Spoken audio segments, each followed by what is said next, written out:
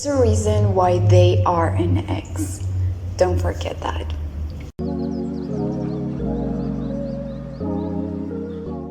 Hi, I'm Paula, the girl that sits here every Tuesday to just talk about things that happen to all of us but that we don't talk about enough. And today I wanted to talk about why it's not a good idea to text your ex. So when you break up with someone, chemically your brain goes through a process that's similar to the one people suffering from abstinence go through, and emotionally you are going through a period of grief. So obviously you're going to miss your ex. Right now you're in a terrible state in your life in which you just lost something that once meant the world for you. But that doesn't mean that letting them go was the wrong decision. Everybody misses their ex the first months after their breakup. And I'm not just talking about 1 month. It can be 3 months, 6 months, 12 months. It doesn't really matter how many months. Each month it hurts less as you get used to this new version of your life and you start falling in love with different things. So at first you're gonna miss them and want them back, then you are still going to miss them, but you are not going to want them back even if they come back, and then you will just not miss them anymore. So you are doing okay, hold on there, it will get better. Missing your ex doesn't mean that you are unsure or confused, and it definitely doesn't mean that you are actually meant to be together and the universe is throwing signs at you to just go and get them back. Missing them means that what you had was real. It means that you cared for them, that you had something that you loved and made you happy, and now that thing is gone and it took your happiness with it. So of course you're going to miss them and feel really sad. It's not even fair that you expect yourself to be okay after such a loss. But it's important that you understand that missing them is part of the process of healing and moving on, and that the fact that you miss them doesn't mean you need them back into your life. Maybe you want them back, but let's be honest, do you? Because if you broke up with them, then there must have been a reason why you wanted that breakup.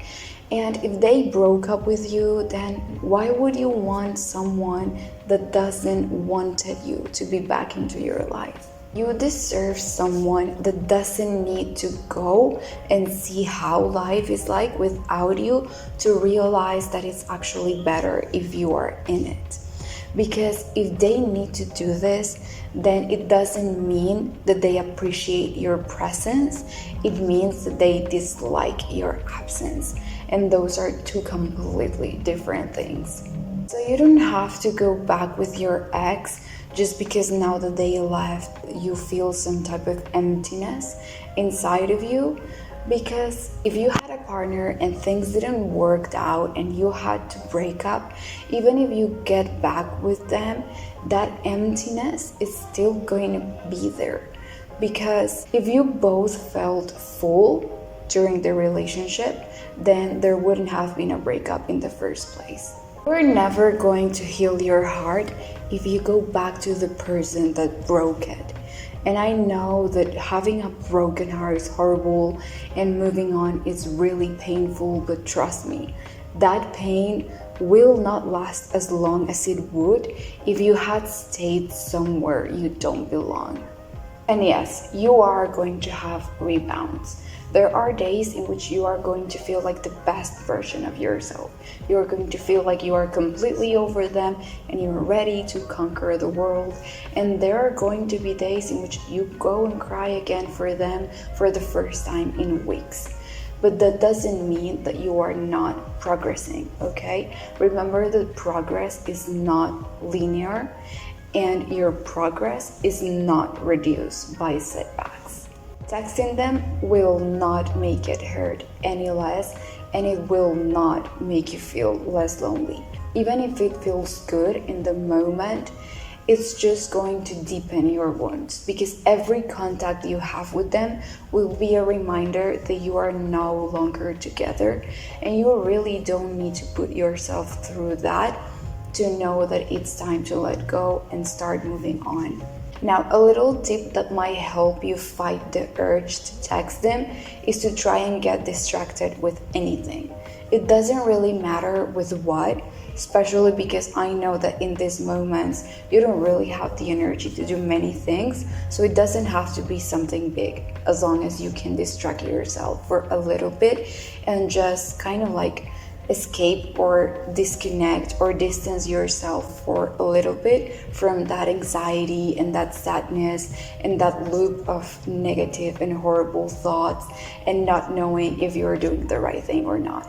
Remember that the more you fixate on not doing something, the harder it is going to be to stop yourself from doing that. Because the more you stop yourself from doing something you actually want to do, the bigger the reward it's going to be if you actually do it.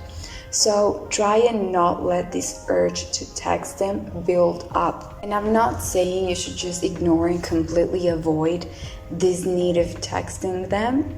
No, what I'm saying is that when the thought of texting them starts feeling more like a need and not like a feeling you are processing, it's great to just take a break and try to do other things, to distract yourself and to not make the idea of texting them like such a big deal and such a big need, so that it's easier for you to stop yourself from feeling like you actually have this need. Trust me, your life is not going to end because your ex is no longer in it, and you will heal. You will get better. Just keep going and keep working on yourself. That's it for today. Thank you so much for being here. I send you a massive hug, and remember that you are not alone. See you next week.